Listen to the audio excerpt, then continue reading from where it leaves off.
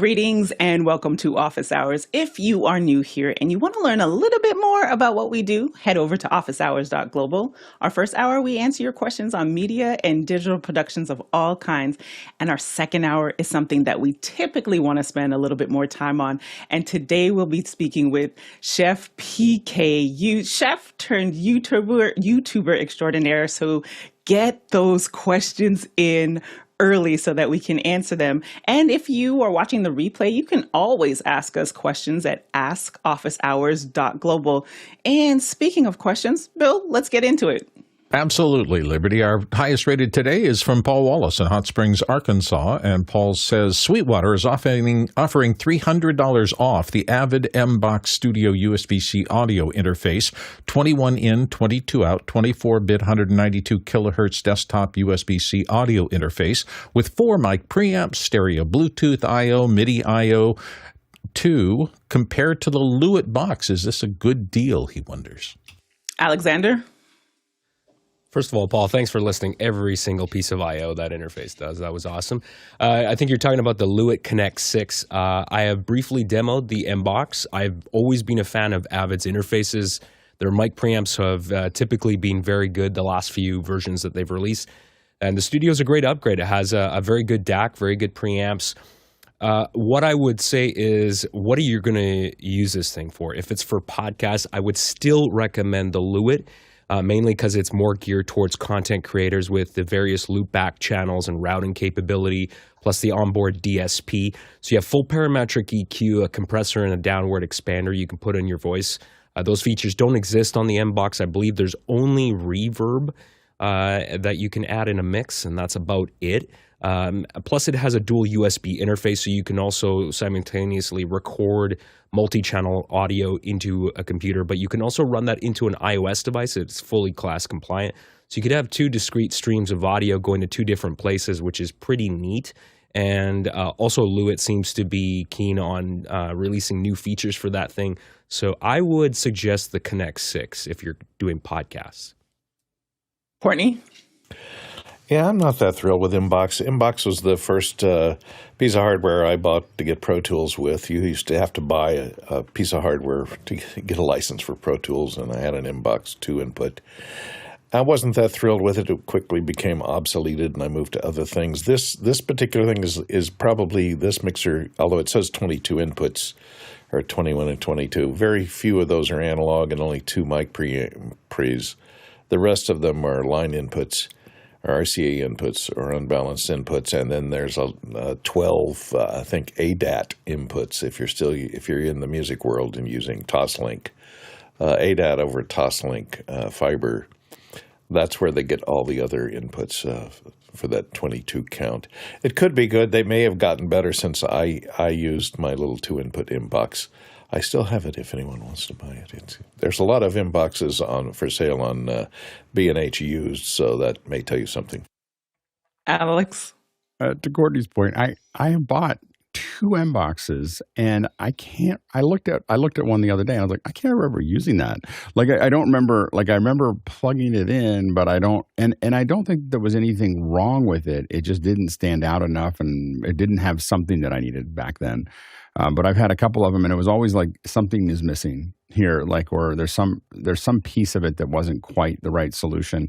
And but I've owned 2 of them, and I realized again I have an MBOX with one almost mint condition. So before you buy one from Courtney, you should buy one from me, because I think mine is like maybe used once. Hey, bidder, what do we got for? I think it went it sat on the desk going, this must be returned, and never got returned, and so it's in really good condition. That's all I'm saying. That's what I want to leave this with. Alexander? One thing I just wanted to point out, too, that not all MBOXes in the past were equal. Avid has actually worked with different companies to design these things. I believe one version in the past was designed by M Audio. The last one, which is pretty old, and I think it was called the MBOX Pro, that was a pretty good piece of hardware. Some of the older ones weren't as good. So it just depends which generation of MBOX we're talking about. But generally, they're decent. Next question. Next one comes from Douglas Carmichael, and Douglas says, what Wi-Fi hardware does the panel prefer other than Ubiquiti? Alex? Meraki. I don't like. It depends on how much we want to control. I mean, you can get a Wi-Fi router that's from Linksys or Netgear or whatever. It's going to be a router. It's got you've got a Wi-Fi connection to it, and it will work just fine. Like, so if you're looking for, unless you're going to really want control, and then. Once you say you want to control, you're looking at, I would say the first step is Ubiquiti. The second step is Meraki. There's other ones like Ruckus that you can, that can start to give you a lot more control. And so, and other, a variety of Cisco solutions. But I don't think that there's a lot in between. My Wi-Fi is the home version. I'm getting ready to replace it. I know I say this over and over again. I just don't have the time to tear it apart. But I have the Amplify, which is the Ubiquiti's like home version of it. It's a disaster. So don't use that. So the Amplify one is the Ubiquiti's home one. Just get a Ubiquiti. Everybody else that I know has Ubiquiti, and I regret it all the time, but not enough to actually spend the money and time to fix it. But I'm close, very close. Courtney? Yeah, I don't have a fancy Wi-Fi network. I do have a Netgear. I did upgrade it to a Netgear Nighthawk dual band, or what do you call it? Version 6 of the Wi-Fi access point, and I think it does 5 gigahertz and 2.4 and maybe 6 gigahertz for the new Wi-Fi 6. So get one that's compatible with that. It does pretty good coverage. It covers my home pretty well. It's just 2 stories and stucco based, so it's got a lot of wire in the walls, which makes a great Faraday cage. But it makes it through most of the walls pretty well. And I don't have any problem with it, but I'm not running Dante or anything sophisticated there over the network. Guy? Yeah, as others have said, Cisco and Ruckus, along with Aruba, are some of the bigger enterprise grade. But I'd say to take a second look at the Ubiquiti line just because of speed. If we're going that route towards Wi-Fi 7, this is the one I just bought, which is Ubiquiti U7 Pro for $189. The throughput that you can get with a 2.5 gigabit uplink, and it's powered by PoE, it's pretty amazing. With the new devices that can handle this kind of speed, you're getting upward faster than what you would get on a gigabit hardline. So I would say to look at that unit. If you're just completely off of Ubiquiti, look at the interfaces to watch some of the videos as to how they plug into the switch and the control that you have as far as the granularity of being able to control who's seeing it. There's all kinds of just apps you can get that'll let you direct and figure out where to position these things, and they have diagrams and things like that are built automatically inside of the back end of the Ubiquiti interface. So I'd really look at some of the videos before making a decision on some of the higher end ones because they make it hard. The Ruckus and Aruba stuff's going to be, and Cisco, it's going to be hard. It's not going to be as easy as Ubiquiti. So this is also a popular conversation in the chat because we've got Steve says Aruba, James says Asus makes some great routers, and then Jeff says Peplink everywhere here. Alex? Yeah, a friend of mine was a CTO for a college that used all Meraki. So they had hundreds of APs and many, many routers and everything else in Meraki. When he built it for his house, he used Ubiquiti. So if that gives you like he said, I can't afford a Meraki to do it. So next best below the Meraki system that he was using in his college was Ubiquiti. And this is someone who's a CTO that managed networks for 20 years. So I think that might be a good, for me, that's a pretty good vote. Guy? Yeah, our network tech at our old building, he was at Microsoft as a systems engineer for 25 years and then went to another place, and he replaced everything in our building and in that new building with Ubiquiti, and he has the big stuff over at Microsoft. So it's simplicity, and his dad had a Harley shop, and he put it in there too, and his HOA's golf course. So 4 deployments of all Ubiquiti. So I would just, for simplicity's sake, unless you want to hire somebody to come in and do it all for you, then I would just try to do it yourself with Ubiquiti line. Next question. Next question comes from Scott Mueller in Germantown, New York. Is there an easy way in Adobe Premiere to automate following a speaker moving around a stage on a pushed-in long shot without having to manually keyframe hours of presentation? Alex? I guess what I would say, I don't think there is an easy way to do it in Premiere that's a solid solution that isn't going to look a little odd. The problem is you can't just track stuff. You have to make a whole bunch of decisions about what the framing looks like, and you have to let people walk into the frame. So it's not a hard track. You're letting people walk into the frame, and it's got to make a bunch of decisions about what's going back and forth. The other thing about it is that there's a motion blur that you get with the camera doing it versus what you get with you trying to move it back and forth. And unless you calculate that motion blur, it looks really weird. I think that this kind of artificial panning inside of frames rarely works very well. I don't notice it all the time. Some people pull it off. I notice it a lot, and I don't think that it works very well. So I would just really think about, whether, I know that you probably are stuck with footage that you have to work with, but really think about that as you shoot. If you get ahead of it and you're talking to someone down the road, really think about what it takes and making sure that you have the cameras that you need to capture what you need. Ant? Yeah, I agree with him 100% here. It's the motion blur is going to make a big difference. And yes, it has this built-in AI tool for auto reframing to try to track people, but it's just not as smooth because every now and then you do want it to ease into that framing and not just be a linear movement. And it's so much easier if you just do it yourself instead of letting the AI try to figure it out for you. Go ahead, Bill. I actually don't know anything on the PC side. That's what kind of stopped me because I'm sure there are tools. I tend to use Lock and Load, which is one of the core melt pieces, and it will allow you to do this. I agree with everybody that unless you have oversampled footage, like if you shot 8K and you want to do something in 1920, 1080, and you have a lot of room on the outside, it can be a decent effect, but half the time you put in all that processing time to reframe it and lock somebody down so that they stay in the middle of the frame. And even after all that processing, you're going, maybe it'll be useful. It's one of those things that bespoke and doing it by hand is usually a better result. And then coming in again from the comments, Jeff mentions using a camera that moves first and foremost. So just the idea of getting it camera ready first before having to do all that work and in the back end. Next question. Fred Parr in Kent, Washington. What does the panel think of the Hyperdeck shuttles teleprompter function? And how far away would you need to be to use it with just a screen and no mirror in front of the lens in order to make the talent have minimal eye movement? Alex? So I have one here, and I have played with it a little bit. Like I put something in and rolled it up a little bit, and thought, no, I'm not going to use this. so anyway, so like I think if you have one, I think that they had an idea that they'd put it in there, and now I love the little. This is a great little. Obviously, it's not plugged in at the moment because I'm putting it in a new place, but it's a great little shuttle, and the movement on the wheel is really nice. And what I would love is for the movement on this wheel to be able to control a proper teleprompt software. The issue is that they have this thing like you're going to load it in. It's not how Courtney's going to expound on this.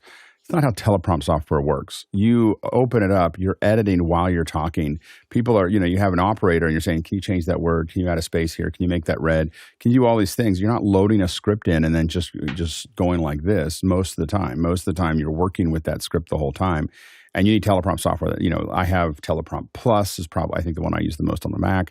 I also have Smart Prompt, which will do it with me. The problem with that one is that the edit process is too slow. And so you really, if you're doing it by yourself or you're doing it with somebody else, there's this constant flow of you reading it and updating it I don't think it's going to work on this thing. I would love for this to control it, though. Like if this could control the movement on this wheel is nicer than most of the teleprompt wheels that I've used. So I would love for this controller to control a teleprompt software. It actually being the teleprompt software is not. I don't think it's a great idea. Courtney?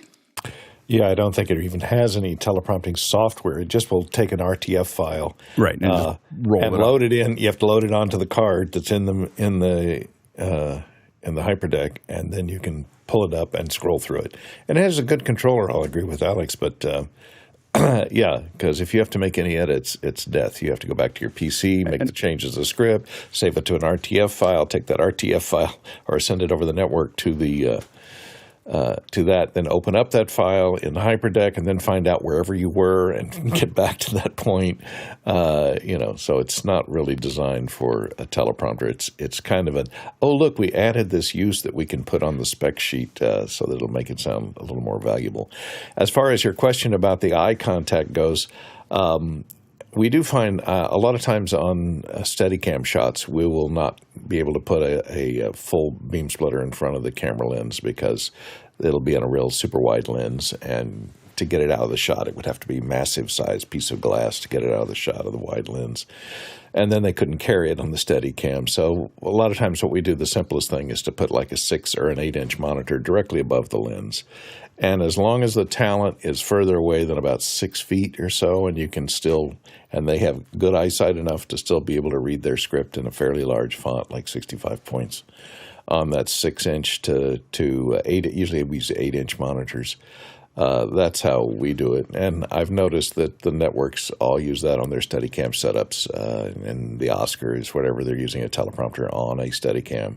You'll usually see that because Steadicam operators love it because it's only about 6 to 10 ounces, and it doesn't interfere with their lens in any way, so there's no problem with it getting in the shot or vignetting. And it's easy to balance out with they're usually made of plastic. And the eye contact is pretty good if it's directly above the lens and no bigger than about 8 inches. You get too big a monitor and people are going to be looking further up or further left and further right. And so you need to keep the talent at least 6 feet away. Alex? Yeah, and one of the things I'm really thinking about with that, the Lilliput, is that we used this larger Lilliput that they lent us. It was really bright. That was, and it actually moved the eyes too far away from the lens. But it's got 1/4-20s on every side, and we've built teleprompters before, and we're very close to thinking about machining a teleprompter, because all it is a 45, it's not all, but it's mostly, if you get it right with your camera, a 45-degree angle of really good glass, and so what we're looking at doing is machining 2 pieces of metal that go on it with a felt touch, slot that you can just slide right in and then apply it to it. And we think that it's going to work. So later this summer, we're going to see if we can't get it up. But I do think that finding ways to put a teleprompter on, if you can, it really makes a big difference. The final thing I'll say about that, what Courtney and I were going back and forth on, is everything about production is about iteration. Like you give up so much when you can't iterate. So be very careful of solutions like this, that when it slows down, you may not even notice it. It's fine. But think about all the things you didn't do because it would be hard to take it out and move it over here. And that's why a lot of professional tools really focus on ease of use and ease of updating, and those things become very important, because even if it's just a little bit of a hiccup and you make a couple decisions based on that hiccup of what it takes to do it, it's lowering the quality of your content. And Courtney. And I was just going to show you the monitor that we're using is this eYoYo, because it's a security type display. It does image reverse in it, so if you do use it into glass, it will work, and it's light, and it's 8 inches, and it's under $100. eYoYo, and they do have image reverse in most of the eYoYo 4x3 monitors. And 4x3 is what you want. You don't want to get a 16:9 monitor, because then it's going to move your eye contact too far left and right. Next question. Next one comes to us from Russell K. in Brooklyn, Maine. Hi, all. I'm a still photographer and doing more audio. That's how I found you. I have a MixPre3 II and have questions like, should I customize the advanced settings so that the fader knobs are gain while recording? That is, I don't understand the stereo mix. Alex? We need to do another MixPre3 hour. So we'll work on getting. We'll look at the schedule. We do these occasionally because so many of us have MixPre3s. so what we'll do is rather than trying to answer that question today, we'll look at a Wednesday. Wednesdays are our audio days. We'll make sure that we get a couple people. In the past we've actually had sound devices jump in. So I'm going to see if Paul and some of the other folks, and then we'll see if Mickey on our side is available, and we'll get everybody. We'll get kind of the heads together to answer some of your questions on MixPre3s. They're very, very popular within our community, and I think that a whole hour dedicated to it would make sense. And Mickey adds in the chat, no, use the gain inside the channel menu and use the faders as faders. The stereo mix is the mix of all your channels, post-fader and post-pan. Next question. Why, by the way, this is why we're going to have Mickey. I said we'll have Mickey and Paul. In between Mickey and Paul, you pretty much have like everything you need to know. All of audio, you're set. All the answers. So anyway, so stay tuned for that. Next question. John Jordan comes to us from New York, New York. We broadcast all hands meetings to Zoom, and our main source computer is sending 1080p. We noticed that standard Zoom meetings drop the entire call's resolution down to 720p once a participant joins from a mobile device. Is this normal? A full HD is enabled. Guy? Yeah, that is the normal behavior, unfortunately. It's just something you have to deal with. The other way to handle it, if you can, is to send do the program in another meeting and then record, or if that's what you want to keep for YouTube or archive, that'll remain 1080. So have your speakers all on a speaker stage like we do here in office hours, and that way you can control that. But yeah, the minute that somebody that's on a mobile device joins a 1080 meeting, it drops it down to 720. I just had this on a show over the weekend where we have these PowerPoint slides with some intricate text, and when it's dumbed down to 720, I have to tell the TD punch in, because we do these little 2-box, speaker, small head with the PowerPoint inset, and you can't read some of the fine points because it's so dumbed down, from 1080 to 720. So the other option is to force it into a webinar. So in let me pull this up real quick. In webinar, if you request it, you can say enable HD for attendees, and then you could say always send 1080. The bummer about this is now you lose your 720. So to mobile users, they will not see 720. They'll see 360. So you could only send two, a 1080 and a 360, or a 720 flat. So that's your options. Is you're kind of stuck until Zoom could figure out a way to send all three at the same time, 1080, 720, 360, but they're limited to the amount of bandwidth. I think it's 8 megabit or so. So it is normal functionality, but there are some ways around it if you want to do a webinar, keep people in a meeting, but then push it to a webinar. That's the answer if you want to do it that route. So Guy, just to follow up there, so you're saying that if you do bump that up, then you're only your mobile users, and you can't change that. It's always going to be 360 for the mobile If you're people? in a webinar, it's 1080 and 360, and you lose 720. Or you say don't force people to 1080, and you can get 720 in a webinar. In a meeting, it's 1080 for all computer users, and then the second that somebody comes in with a mobile device, it drops it down to 720 for all users, no matter what. So everybody in the meeting gets 720. Copy that. Thanks. Alex? Yeah. And for a lot of our larger events, the guidance we give people is that you should be able to read the text at 360. And so if you can't read the text at 360, don't put it. And they'll be like, but the text has to be so big. We're like, yeah, exactly. Right. So and so we really that it is if you're putting things on that are again, there might be a bunch of reasons that guys they're putting on really fine text, but for the most part, I would recommend think about your slides. And again, there are exceptions that are probably in the case of guys. But really think about how big your text is and how readable it is when you start looking at these things. 720 should be enough to do to read your text. And if you're not able to read your text at 720, especially if you're zooming down and doing picture-in-picture, that makes it even harder. But at 720 full screen, if you're not able to read the text, there are reasons to do it. But really think about whether your reasons for doing that are valid. You should never have text of things that you are saying. That's what you say, and then you have illustrations that underline what you're doing, and maybe a couple highlight texts that allow people to have a pin in their head. Go ahead, Guy. Yeah, I had to phone a friend on this question for confirmation as well. There is Zoom Production Studio, which will give you that little bit of a bump. So if you try Zoom Production Studio, you can get the 1080, 720, and 360. So that's the workaround if you want to go that route and pay the extra money and jump into that environment.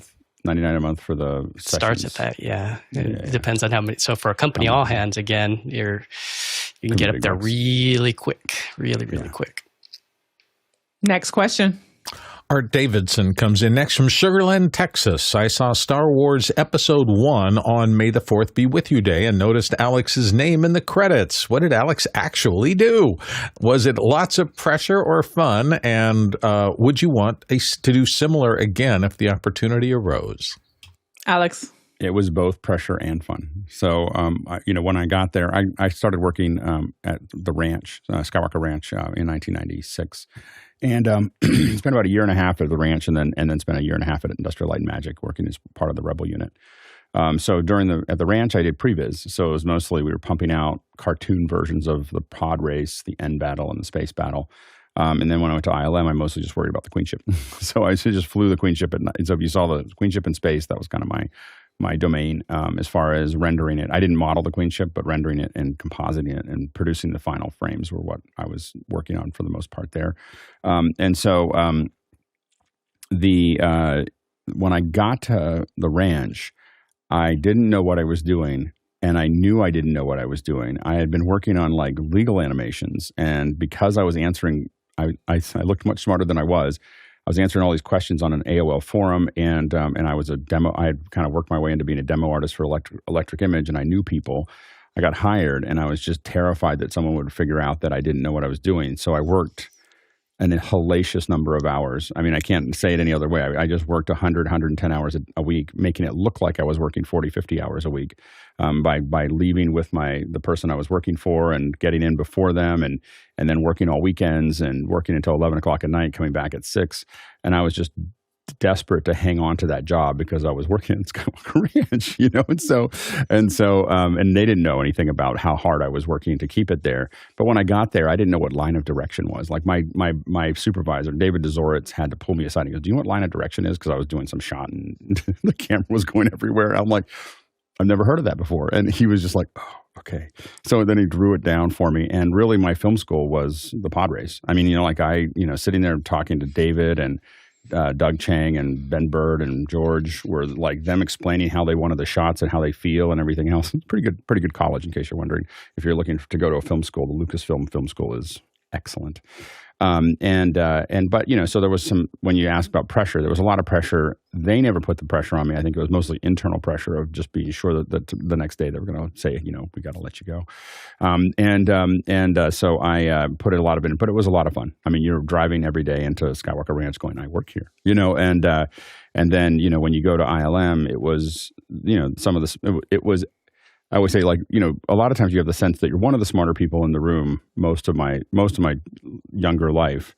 And when you get to Industrial Light and Magic, everyone is the smartest person in the room. Like, you know, like everybody, like, oh, you want to talk to the person who invented morphine, or, you know, or you have a guy who wrote the plugin that does Gaussian blur in Photoshop, just explain it to you on a whiteboard of how it's calculated, you know, like that's what it was like every day, and an incredible experience. And so, yeah, I don't know if I'd go back to it. You know, I love incorporating the things that I learned there into things that I do. I don't know if I'd want to do it full time again. You know, I think that it's, you know, you work on a shot. I worked on one shot for 9 weeks. You know, there's a big shot where the Queen ship goes over Coruscant. Like there's this big long shot, 238 frames. People say, why is it taking you so long? I'm like, well, it's 238 frames. And people are like, oh, okay, never mind. And you know, like, and that's in the film world, 238 frames, it's almost 10 seconds. Was an incredible length, you know, of time to have to work on something. And so when you that's a hard thing to do every day, for me anyway. So I think I learned a lot and I got a lot out of it. I don't know if I'd go back to that full time, but I love working on visual effects shots and music videos and short films and stuff like that. It's a lot of fun. So you kind of shared like a cheat code, it sounds like, of like just you got this opportunity and you just did everything that you could to make sure that you studied. And there's definitely, you know, I didn't know, like I said, of course, like David, when he was interviewing me, said, do you know After Effects? I'm like, oh yeah, of course I know After Effects. I barely knew After Effects. Like I just, you know, I was kind of like, yeah. And so then I the weekend before I went to, I told them, they said, can you come out, like in September, they said, can you come out in 2 weeks? And I said, I need to wrap up a couple things, but I can get out there at the end of October. I just need to wrap things up. And I figured I had a little time. The reason I did that was because Trish and Chris Meyer's After Effects class was in the middle of October. And I was like, there is no way I'm going to the ranch until I've done that class because I will get killed. And so I spent, I don't know, $1,500 on this class and spent the weekend with Chris and Trish Meyer and came up to speed. And I remember the first day I was there, David was trying to do something. And I said, oh, no, I think it's this keystroke, which I had learned like 3 days before I had actually got there. And Dave was like, wow, you really do know After Effects. And I was like, you know, I do my best. That's all I said. I just walked away.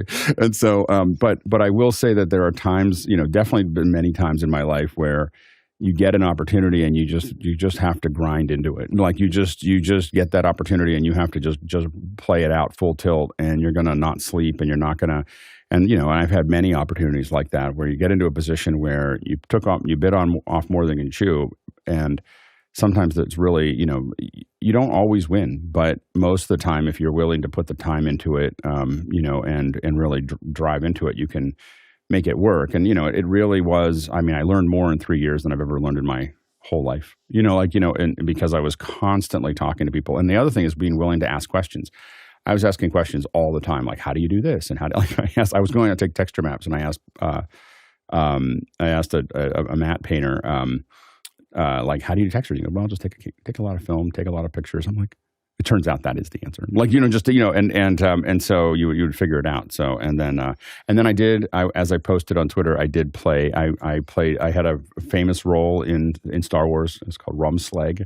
I was working on a shot, and someone came in and said, I need you come with me. And they have you sign a paper. They put an orange scuba suit on. They put a helmet on and gave me some other tchotchkes, whatever, and had me walk on a green screen. And I'm in the movie for about 3 seconds. so and just nodding my head because I was actually talking to someone, Jonathan Rothbart, and he got voted out because you could see his face. So it was recognizable because we had to stay as extras. So anyway, that was the only other thing I did in Star Wars. Go ahead, Ant. I appreciate him, Mr. Alex, sharing that story because it is a fine line between fake it till you make it and knowing when to get out. Because some people, there's some things you're just not going to be able to do. But if you can put a lot of time in, like Mr. Lindsay was saying, staying up till 11 at night working and then being there the next morning, you got a good shot of getting it done and just, continuing to hold on to that position that you And you do, to your point, Ant, you have to be very careful about that. Like, I think I was young, the young and dumb in some ways I don't know if I would have said I knew as much as I did back now, the way I did back then. I think that I just barely, I feel like I just barely survived that. And it, would have been a really hard, but I did, the good news is I took every moment as a, good job, Wesley. I might kill you tomorrow. So I was constantly, learning everything, learning how to sword play, and learning how to do all these things because I was just sure that I was going to get canned. And anyway, so I do think that you be careful of that, but at the same time, sometimes there's going to be an opportunity. You got to take it, and then you got to run with it, and you just got to figure it out on the way. It's very hard to move forward if you don't take any chances. And just pulling in some comments from the community. Like you said, someone spotted you. Eric says, my teenager spotted Alex's cameo in episode 1 last night at the cinema. He was pretty excited to successfully have done so. And then Dr. It's really Clark, hard because it goes past so quickly. These young people these days, they got those super eyes. Yeah. They don't need the AI to spot anything. And then Dr. Clark says, thank heaven for the imposter syndrome. It brings out our overachievement response. Yeah. Next question. Eric Price is up next out of Kansas City. And Eric says, has anyone tried out the new USB view in Adam Tao's latest update to MixEffect, which brings an interactive multi-view to your iPad or Mac? Thoughts? Alex? I actually haven't. It must be brand new. I didn't see. I have to look at my updates, but my iPads were pulled out of my system for something else, so I'll have to go back and look at it. I assume that what he's doing here is if you can digitize the video coming back in, you can see the video now as an interactive display. So this would be a digitizer, an HDMI digitizer to come back in. I'm assuming that that's what Adam is working on there. And we will definitely test it. I will underline always for everyone that MixEffect Pro is kind of something that you should just assume your ATEM is $50 more and just get MixEffect Pro because it literally adds 10x to the value of your switcher. So I would highly recommend it. Next question. Sam in Carlton, that's all the information we have here. How can I watch the Apple event with you guys? Another QR code question. Alex? So we're watching it tomorrow during the show. because it's at 7 o'clock at the same time of our show. so we're gonna. I mean, all of us would be too distracted. I really thought about it. Not all of us. Courtney wouldn't care, but the rest of us would be too distracted by we'd be constantly trying to answer questions and look at the video and see what's happening next. Except Courtney would answer all the questions. He would just be like it would just be the Courtney show as we went down through it. We get Jeff Keithley in here too and have him and fill in. And Courtney and Jeff can run the show there. So what we're going to do is we're not going to play it because that would be against the terms of service, and we actually could get struck on that one. Apple doesn't have any sense of humor about that.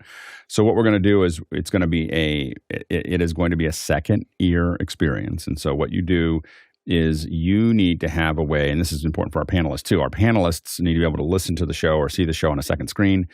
When you watch it, you want to be listening to it on our phone or you can have us on a second screen, and you're going to get to listen to us.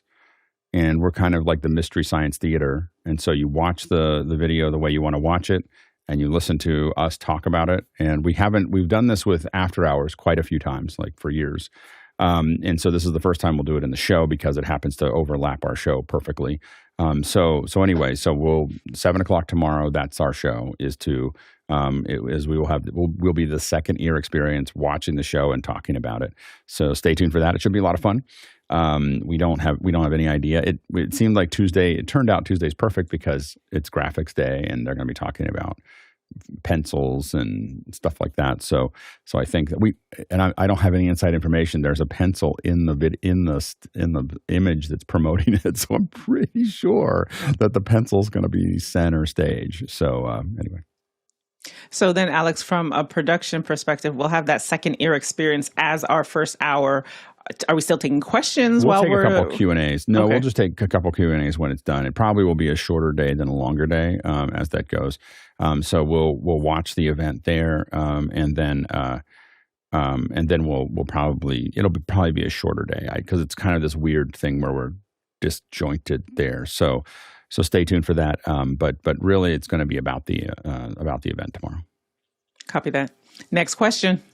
Russell K. in Brooklyn, Maine is back again. Where would you go to learn best practices for recording audio for film? I need to learn everything from gain staging a mic to using timecode via Tentacle Sync to lab mic placement to booming best practices. Thanks. Alexander? I don't know if there's a one-size-fits-all, but you should really check out Curtis Judd's channel on YouTube. He does a lot of product reviews, but he also does a lot of great educational videos, and he's done over the years some great videos on how to mic up people with labs, everything from the different types of miniaturized labs you can use, and how to mic them up on the talent, and how to make the mic invisible, and the specialized tapes you can use to tape the lab inside their shirt. He's also done some great videos on gain staging, so he's got a lot of good videos there. He leans more towards, I believe, the corporate side of stuff, but he does stuff with timecode syncing and all that kind of stuff. So he's a really good resource for that kind of stuff. And although I'm not in the film industry, the last time, having nice hardware does help. And I have been on film sets where I was right next to the sound recorder, and I could see them using Sound Devices Scorpio recorders. So it's nice to have good quality preamps with analog limiters in there. So once you actually understand the basics and you know how to gain stage properly and you allow yourself that headroom, it's nice when you have a good piece of hardware where you've got the safety net of a limiter, because oftentimes with dialogue, it's quite dynamic. You have people that are talking at one level and then suddenly they're screaming into the microphone. So you need to have that kind of protection. Having good analog limiters really helps as well. Guy? Yeah, unless the production's like 5 years away, I would say to leave it to a pro, just because when you hire a sound guy, you're getting 20 years of experience and $20,000 plus in gear. So it's not just a matter. I can appreciate that you want to learn it, and if you want to go watch Curtis Judd, and some of the other guys, like Deity has some great tutorials, but it's nothing like getting out there in the field and being able to swap a lav super fast so it doesn't rustle, because fixing this stuff in post is going to cost you a lot more than it'll cost you to hire a sound guy and do it right the first time. And then they're going to be using the right gear, a Sheps, or know when to use a hyper versus a shotgun. So it's these little nuances of if you're queuing back and forth between two people with a boom pole, an experienced boom op knows how to do that correctly. So there's a lot more to it than just, slapping a lav on somebody and hoping for the best, because again, you just don't want to have to replace this stuff later on, and it'll be very expensive to do ADR in post. Courtney?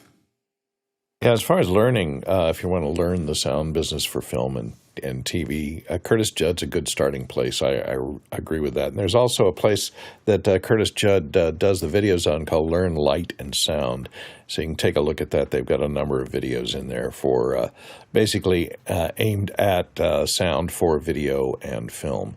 As well as there is Gotham Sound, which is in New York, has a series of Gotham Sound and TV has a series of videos that are instructional on use of most type of production audio recorders. So that's another good source of information on how to learn the basics of sound recording, the time code synchronization, and the key elements of broadcast sound, broadcast wave files, and broadcast sound use in sound for broadcast use. So those are two sources. Another thing is practical experience, as a guy was talking about. If you get a job, hire a seasoned A2 or boom person that has been in the business for a long time, because you'll learn a lot from them about rigging wirelesses and boom placement and fighting shadows and all the little things you need to know about, how to behave on the set and how to pay attention to what's going on during the run-throughs so that you'll know and be ready to go when they do a take if you're doing dramatic type, scripted type material. So hire a good boom person and just silently watch them and learn a lot from behind the mix panel once you learn how to operate that mix panel. Alex? Yeah, I mean, I'll always come back to, we learn for the last, million years, we've learned a certain way. So we can talk about pedagogy and everything else, and this is another version of that. But we watch people, then we ask questions, then we try to do it, then we ask questions, then we repeat. That's how we learn language. It's how we learn to do almost everything that we did as a child. And so the key is, how do you apply that to here? One of them is Curtis Judd and others that are online. Watch what they're doing, and then ask questions. And that is a great place. Wednesdays are our audio day. Oftentimes Mickey McAchore's here, and he has done a lot of field recording. And so, look at those things. Ask questions. Again, that's why we're here, is so that you can ask questions of, and when you ask them, Courtney has done an enormous amount. I actually, Alex was talking about, standing next to a sound recorder. I actually was I was on a set, and I was standing next to the audio recordist who's got his whole setup there. And it turns out it was Courtney before the show, years before the show. The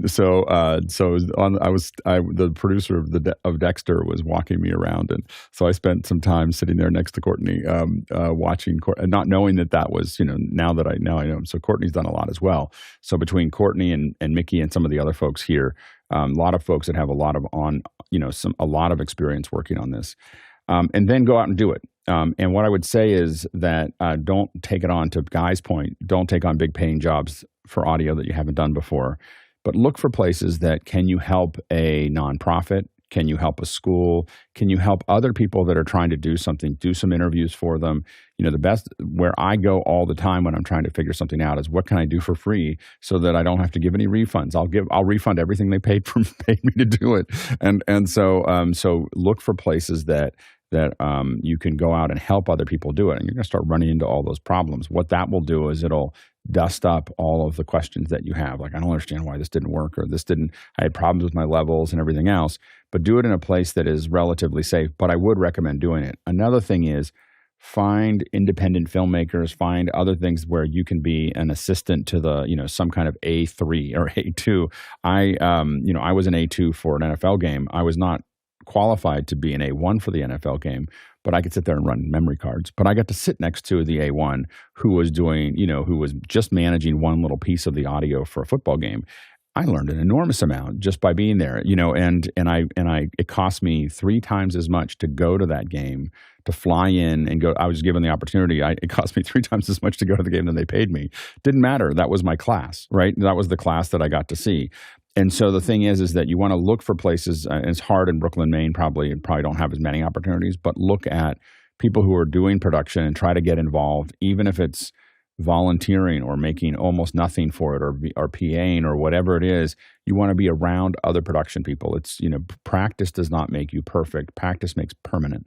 And what you want to be careful of is not like making up your own stuff and then having some kind of weird way that you do things because you don't have enough interaction with everybody else who's already figured this out. So definitely look for people that you can support. I once we had this one guy in a film in Minneapolis. It was a short film my friend was working on. He had this huge jib, big red jib. And I said, "What do you do?" And he goes, "I'm retired. I just got this jib because I thought people would invite me onto their sets." And I was like, he's like 35 years old. He goes, "I figured if I had a really nice jib, people would invite me onto the set and I could learn how to do filmmaking because I've always wanted to do filmmaking." And I was like, "Well, that's pretty good," because that's what my friend did. He invited him to be on the set. And I said, "What did you do before this?" He goes, "Oh, I snored." And I was like, "You snored?" And he goes, yeah. And I invented this little thing where you put a little sticker on your nose. He goes, "Now I don't." I was just like, holy smokes. So anyway, so now I don't know what he does now. That was like 15 years ago. But the point is that find ways that you can be useful on a set. Try and then be useful. Like, don't take it like I'm working for free. You treat every job that you have on a set like you're getting paid $200 an hour, and you if you do that, people will invite you back. But you want to be around other people. You want to watch other people. You want to ask questions, and you want to try to do it yourself. And that's going to be the fastest way for you to do it. There's lots of little classes as well that you can do, but those are the big things. Yeah, and I wanted to kind of put a mashup between what Guy said and what Alex said, just depending on if this is a project that you've got on, that if it's a high-paying client, potentially bringing on someone who could do the sound so that this is your ability to apprentice with them in real time as well, while it is your client. So there's a way that you can make it well. So much value. There's so much chatter going on in the community in Mukana. I do want to say, so Ant put in Curtis Judd.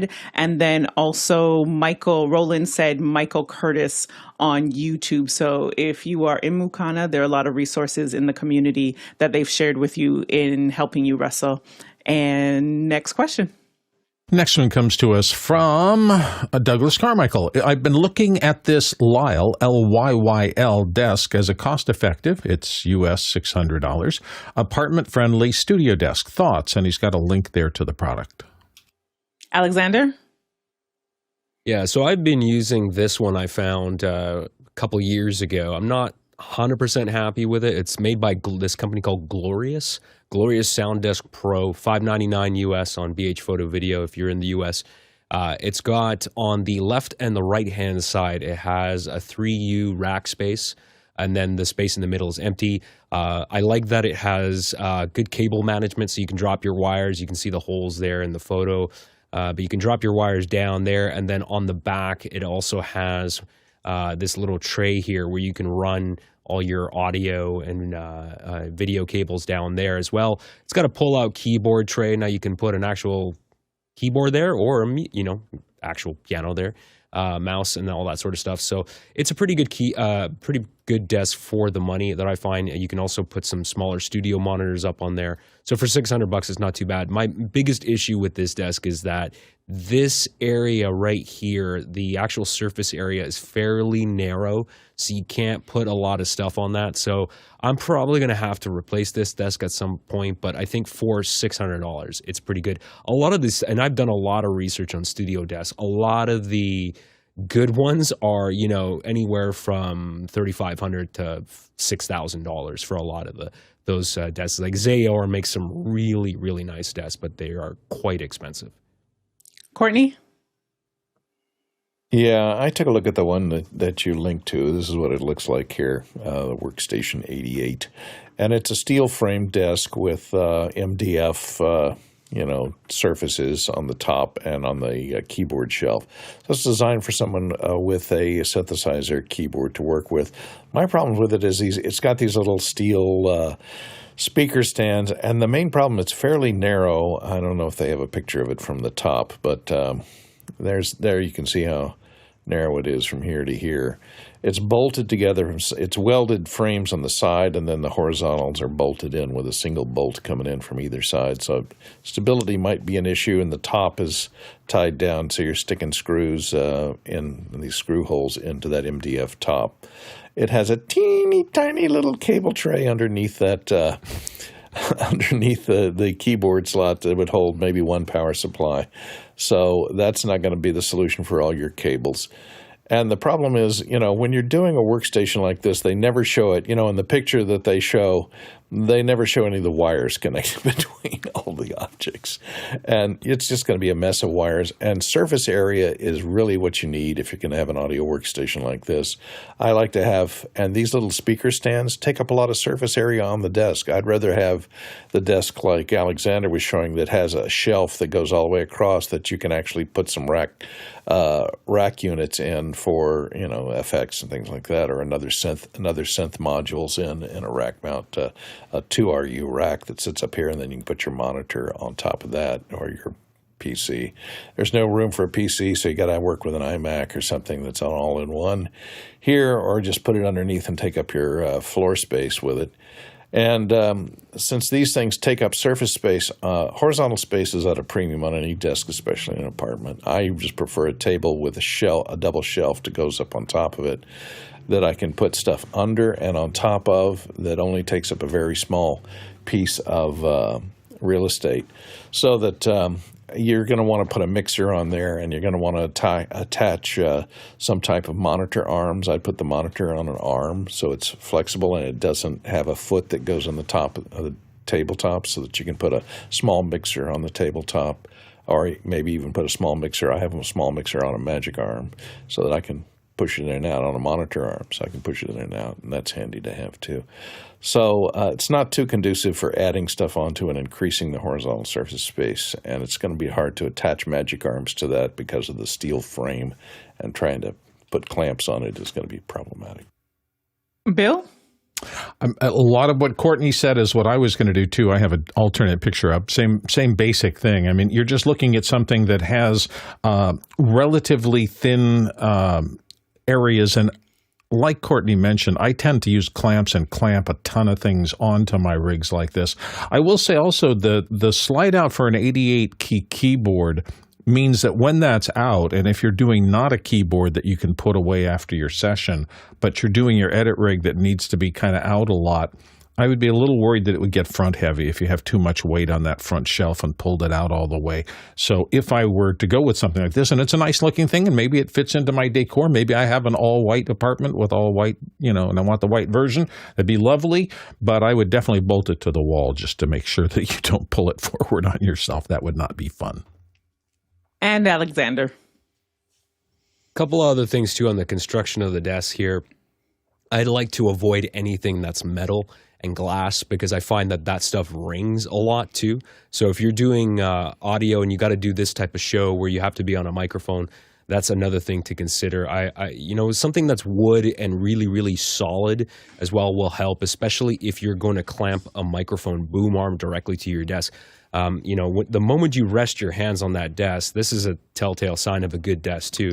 If you put your hand on the desk and you're not really getting much translation of the vibration into the mic arm, that's always a good sign. So the construction and the quality also, and the materials being used shouldn't be ignored. And Alex. Yeah, I have I plan to make it better, but I have a folding desk in front of me, another folding desk here. I have one that has rack mounts and all kinds of pins that I can hang stuff from over here, and I have a desk that raises up and down over here. All of those 4 desks cost less than the desk that you're posting. so together, like all of them together. So think about surface area, and a lot of these don't have to get super expensive. Definitely think about, when you're thinking about desks, unless you're going to have clients over all the time, really think about function over form. It's really like getting a lot of surface area, getting the things that you need. Make sure you have a lot of, that just doesn't look like nearly enough surface area for $600. Next question. Paul Wallace is up next from Hot Springs, Arkansas, and Paul says, politics aside, Bill Maher just did an interview with Jerry Seinfeld in the man cave-like basement of his house in a series that defies all the rules of interviewing and framing and so forth. What do you think of this format? Courtney? When I first saw this, Club Random is what the podcast is called, Bill Maher. If you look at the early ones, it's like they had all the cameras in log C and didn't bother to color correct them at all. So they're all washed out in green, and you're going, who post-produced this and put it out? They got 3 different static cameras that they cut back and forth between somehow in post. 2 chairs kind of and a facing the camera like this, and then a table between them with lots of drinks and ice buckets and things for the people to partake of there. I don't like it. They've gotten a little bit better on the color correction. I felt like writing a nasty letter about, don't you guys know how to color timing? You've got uncorrected video going out. I thought, well, this is the look they're going for, because all the cameras were set to that horrible level, horrible log C with uncolor correction. And if you want to see someone out of control, watch the Richard Dreyfuss one, because he's in a chair and they put a bunch of pillows in the chair, and he ends up splayed across the chair like this for most of the interview. And I thought, has he got a spinal issue or something? And it became almost a meme, because he seemed to be so laid back and uncomfortable in that chair. So I don't think very much of its coverage. Alexander? Yeah, I'm going to be less nice about it. It's amateur hour, basically. It's gotten better since the early episodes, like Courtney's saying. But, just as an example here, he's got a lot of neon lights in this basement studio. It was worse on the older episodes, but there's still, like, everything looks pretty orange. I don't like how, like, you shouldn't see lights reflected in glass. Like, this really bugs me here with the lamp. They use lav mics, doesn't sound particularly great. There's a lot of problems with it. So he's doing his thing. Maybe it'll get better over time. They've got sponsors. They've got money coming in. So obviously it has gotten better since the early episodes, but the color does annoy me. Everything has kind of an orange reddish hue to it. And you get spill from other neon lights and stuff like that in the room going on the skin, which you shouldn't have. There's a lot of different things there. And then, of course, we could also talk about the way they're seated and stuff like that. It's not ideal, but I guess they mostly focus on this wide shot. I noticed right at the beginning of this one, actually, I just backed out of it too, the way they cut it to, like, just here when he's introducing his book, they cut to the side profile of his face for no reason, for like a split second. There is a reason. Like, they're cutting around something. They're cutting around something, like when they cut to a side shot. They just didn't have a very good one. Alex? I just want to point out that there's a pole. Oh, was that just, okay, got it. There's a pole in front of his face in one of the camera shots that is locked off. I mean, they chose that was going to be okay. Sorry. I'm just like, okay. So, no, I don't. I think that this is a pretty common problem when talent decide they just want to go do something and they don't really respect their production crew. So they think that, I can just get anybody to come do this. I'll get a bunch of folks and we'll just hire them and it won't cost very much and it'll all be a bunch of lock-off cameras. And they don't realize there's a lot of other things. Now, to that point, he did get 350,000 downloads. So there's a little bit of a, so he's going to be like, well, doesn't matter because I got all the downloads anyway. Hopefully he'll take that success and turn it into some quality, but we'll see. And yeah, I was going to mention the fact that he has all of those downloads. I believe his audience, they care more so about, the quality of what's being said into those microphones and that they can actually hear it. So they'll keep downloading it. I felt the same way about Shannon Sharp and Club Shay Shay, but he progressively got better with that format and his production. And then you go and take a look at someone like the ACC network for college sports. They broadcast football games every Saturday, and it drives me nuts where there's horrible white balance. Everybody that's wearing white has green on the field. It kills me. So Courtney? Yeah, I thought you might want to take a look at this. Is how comfortable Richard Dreyfuss got in the chair. There we go. Okay. And you notice there are no blacks. He's wearing black pants and Bill's in a black shirt. They're kind of light gray. So.